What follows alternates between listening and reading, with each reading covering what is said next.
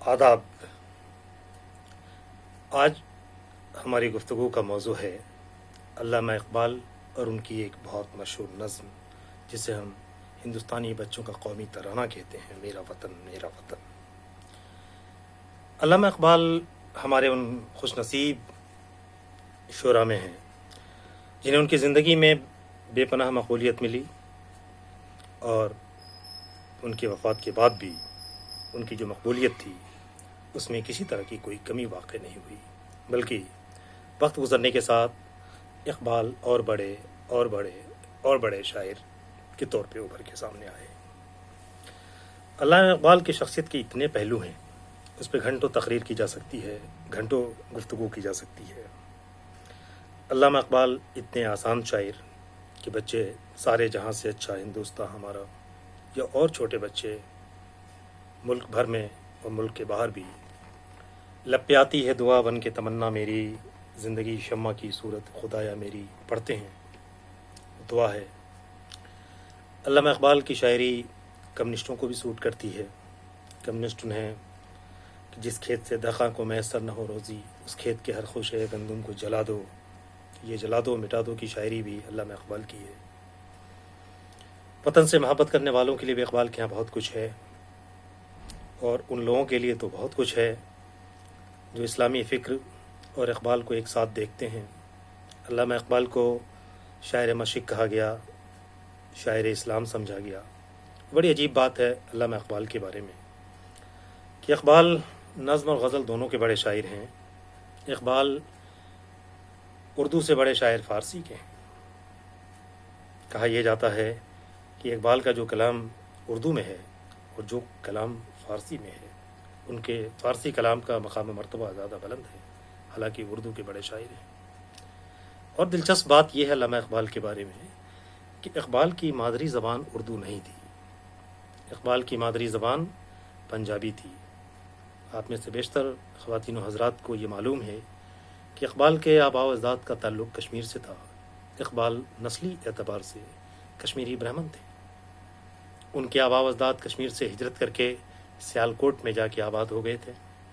उनके वालिद शेख नूर मोहम्मद साहब, जिनके दो बेटे थे, शेख अता मोहम्मद और मोहम्मद इकबाल।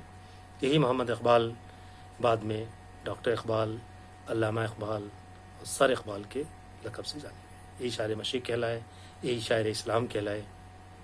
अल्लामा इकबाल की मादरी ज़बान पंजाबी थी, यानी जब वो किसी को बुरा भला कहते थे या कभी किसी से नाराज़ हों तो उसे पंजाबी में सुनाते थे। अल्लामा इकबाल अरबी के स्कॉलर थे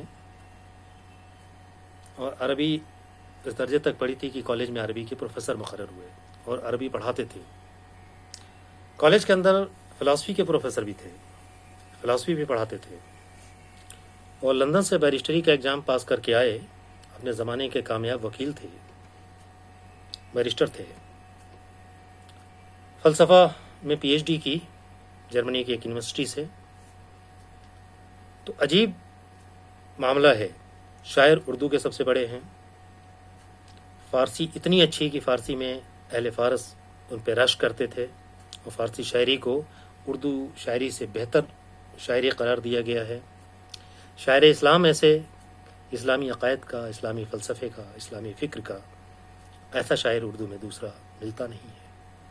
अरबी के प्रोफेसर थे, कॉलेज में फ़िलासफ़ी भी पढ़ाते थे और कोर्ट में प्रैक्टिस भी करते थे, लॉयर भी थे, अपने ज़माने की कामयाब बैरिस्टर थे। एक शख्स के अंदर इतनी सिफ़ात जमा हो जाएं, ये मामूली बात नहीं है। हमारे बहुत से बड़े शायर, चाहे वो मीर तक़ी मीर हों या गालिब हों या मीर अनीस हों, वो शायर थे, शायरी करते थे। लेकिन इकबाल की जो शख्सियत है उसके इतनी पहलू हैं। सियासी मुबस्सिर भी थे, अहले सियासत भी थे, इलेक्शन लड़े, इलेक्शन जीते, काउंसिल के मेंबर भी रहे अपने ज़माने में। खैर ये सब बातें हैं इकबाल के बारे में, बहुत तफसील से बातें हो सकती हैं। अर्ज़ ये करना है कि शायर मशरिक डॉक्टर सर मोहम्मद इकबाल, जिन्हें हम अल्लामा इकबाल के नाम से जानते हैं, अल्लामा इकबाल 1938 में 21 अप्रैल को इस दुनिया से रुखसत हो गए। यानी पाकिस्तान के बनने से तकरीबन 9 साल पहले अल्लामा इकबाल का इंतकाल हो चुका था। जो लोग बड़ी आसानी से उन्हें पाकिस्तान का फाउंडर कह देते हैं, انہیں اس بات کو بھی سوچنا چاہیے کہ 9 سال کا وقفہ ہے. 21 اپریل 1938 کو علامہ اقبال کا انتقال ہوتا ہے اور 14 اگست 1947 کو پاکستان کا جنم ہوتا ہے. 15 اگست 1947 کو یہ ملک آزاد ہوتا ہے. جس نے سارے جہاں سے اچھا ہندوستان ہمارا، جس نے لکھا ہو کہ مٹی کی پتھر کی مورتوں میں سمجھائے تو خدا ہے، خاک وطن کا مجھ کو ہر ذرہ دیوتا ہے. جو خاک وطن کے ہر ذرہ کو دیوتا کہہ رہا ہو، اس کے اوپر کوئی بھی الزام لگانے سے پہلے سوچنا یہ ہوگا کہ یہ معاملہ 2 اور 2 4 کی طرح آسان نہیں ہے. ذرا ہم کو سیاسی پس منظر کی طرف دیکھنا ہوگا، اقبال کی فکر کی طرف دیکھنا ہوگا. 1905 میں اقبال جب ہندوستان سے یورپ جاتے ہیں اور یورپ سے پی ایچ ڈی کرنے کے بعد جب واپس آتے ہیں، ان کی فکر میں جو تبدیلی ہوتی ہے، نیشنلزم کو لے کر، راشٹرواد کو لے کر، قومیت کو لے کر ان کی فکر کی جو تبدیلی ہے، اس کو بڑے بڑے عالم اپنے ڈھنگ سے دیکھنے کی کوشش کرتے ہیں. بہرحال یہاں عرض یہ کرنا تھا کہ یہ خوبصورت ترانہ ہے اقبال کا، جسے ہم بچوں کا قومی ترانہ کہتے ہیں. یہ اتنا خوبصورت ترانہ ہے کہ ہندوستان کے ہر شہری کو اور ہندوستان کے ہر بچے کو یہ ترانہ یاد رکھنا چاہیے اور اسے جذبہ فخر کے ساتھ پڑھنا چاہیے اور اپنے دوسرے اہل وطن کو بھی بتانا چاہیے کہ وطن کی محبت کے گیت گانے میں اس ترانے سے بہتر ترانہ اور کیا ہوگا. آپ ذرا پڑھیں اور سمجھیں اور دیکھیں کتنی روانی ہے اس ترانے کے اندر، کتنی جذبیت ہے، کتنی دلکشی ہے، اور تمام معاملات کو، تمام تاریخی واقعات کو علامہ اقبال نے کس طرح سے 3-4 بند میں پیش کر دیا ہے. تو میں یہاں وہ نظم پڑھتا ہوں کہ چشتی نے جس زمیں میں پیغام حق سنایا، چشتی نے جس زمیں میں پیغام حق سنایا، نانک نے جس چمن میں وحدت کا گیت گایا، نانک نے جس چمن میں وحدت کا گیت گایا، تاتاریوں نے جس کو اپنا وطن بنایا، جس نے حجازیوں سے دشت عرب چھڑایا، میرا وطن وہی ہے، میرا وطن وہی ہے، میرا وطن وہی ہے، میرا وطن وہی ہے.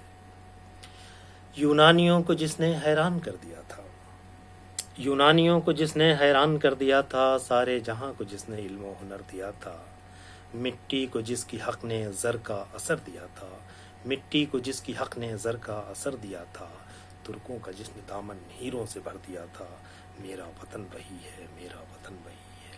اب یہ دیکھیے کہ یونانیوں کو، یونانی اپنے علم و فضل کے لیے، اپنی علمیت کے لیے قدیم زمانے سے مشہور رہے، لیکن یہ ہندوستان کی دھرتی ہے، یہ ہمارا ملک ہے جو اس زمانے میں بھی یونانیوں کو حیران کر دیتا تھا اپنے علم کے لیے. اس کی طرف اشارہ کرتے ہوئے کہتے ہیں کہ جو کئی ہزار سال کی ہماری پرمپرا ہے، ہماری روایت ہے کہ یونانیوں کو جس نے حیران کر دیا تھا، سارے جہاں کو جس نے علم و ہنر دیا تھا، مٹی کو جس کی حق نے زر کا اثر دیا تھا، ترکوں کا جس نے دامن ہیروں سے بھر دیا تھا، میرا وطن وہی ہے، میرا وطن وہی ہے. ایک اور ایران کی طرف لے جاتے ہیں.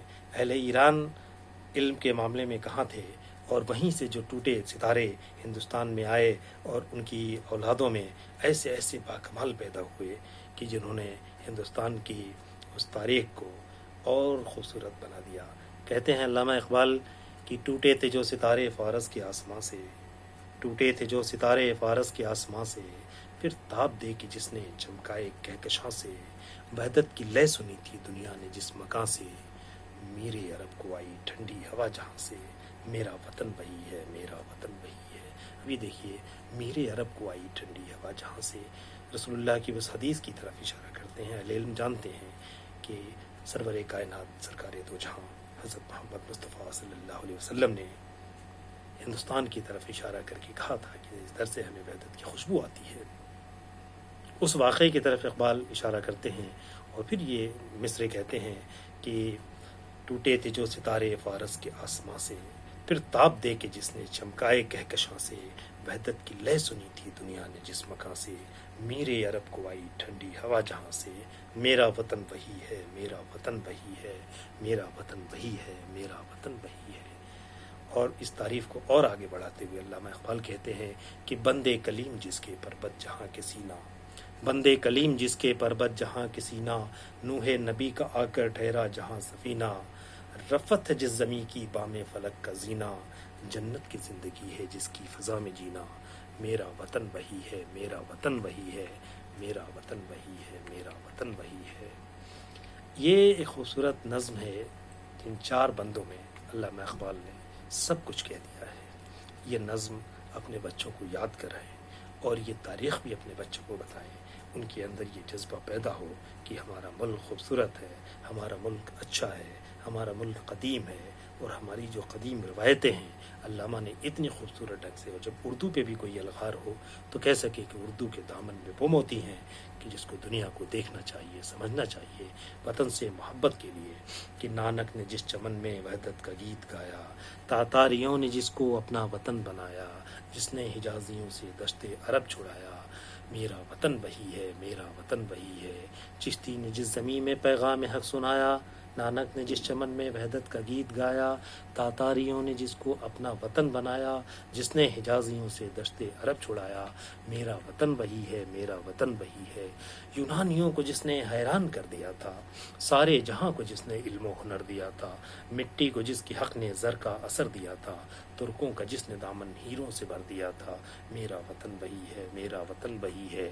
اور ٹوٹے تھے جو ستارے فارس کے آسماں سے، پھر تاب دے کے جس نے چمکائے کہکشاں سے، وحدت کی لے سنی تھی دنیا نے جس مکاں سے، میرے عرب کو آئی ٹھنڈی ہوا جہاں سے، میرا وطن وہی ہے، میرا وطن وہی ہے۔ وہ بندے کلیم جس کے بربت جہاں کے سینہ، نوح نبی کا آ کر ٹھہرا جہاں سفینہ، اور رفت ہے جس زمیں کی بام فلک کا زینہ، جنت کی زندگی ہے جس کی فضا میں جینا، میرا وطن وہی ہے، میرا وطن وہی ہے۔ علامہ اقبال کی یہ خوبصورت نظم جب یہ کہتے ہیں کہ جنت کی زندگی ہے جس کی فضا میں جینا، تو اور کہنے کے لیے کیا رہ جاتا ہے، کیا بچ جاتا ہے۔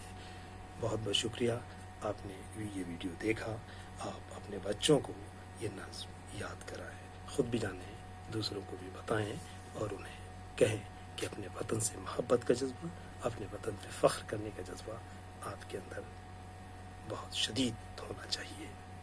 پھر ملاقات ہوگی کسی اور ویڈیو میں، آپ سے ملیں گے۔